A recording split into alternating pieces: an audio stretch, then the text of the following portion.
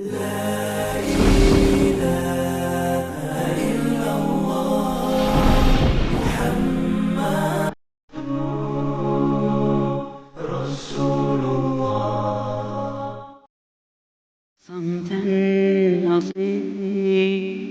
ti që falë sabahun. Falësit e namazit e sabahut janë kategorie suksesshme.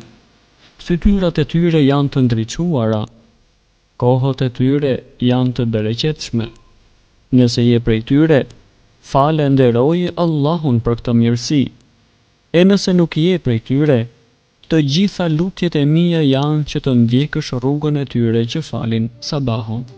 O ti që falë sabahun, falësit e namazit të sabahut janë ata që me përpikëmëri e zbatojnë këtë obligim nga Allahu, fillojnë dhe hapin ditën e tyre me këtë adhurim.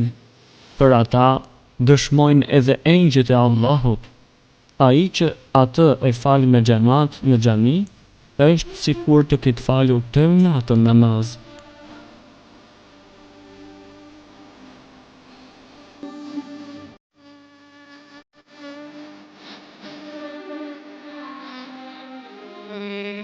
O ti që falë sabahun, falësit e namazit të sabahut janë ata të cilët i janë përgjigjur thirrësit e Allahut e janë në namaz.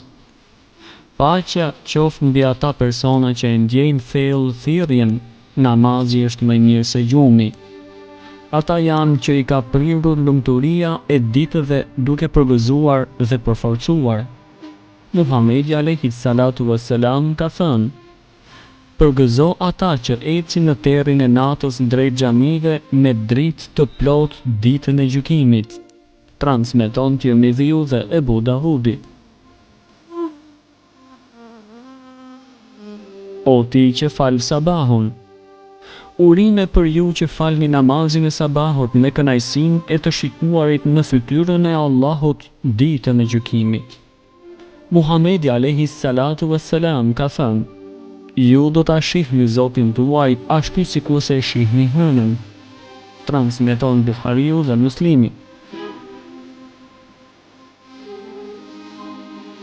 O ti që falë sabahun, a nuk dëshiron që njerëzit të shkojnë me pasurinë dhe gratë e tyre, ndërsa ju të fitoni bereqetin e kohës dhe hyrjen në xhenet? Muhamedi alayhi salatu wassalam ka thënë: kush e fal ikindin dhe sabahun, do të hyjë në xhenet. Transmeton Buhariu dhe Muslimi.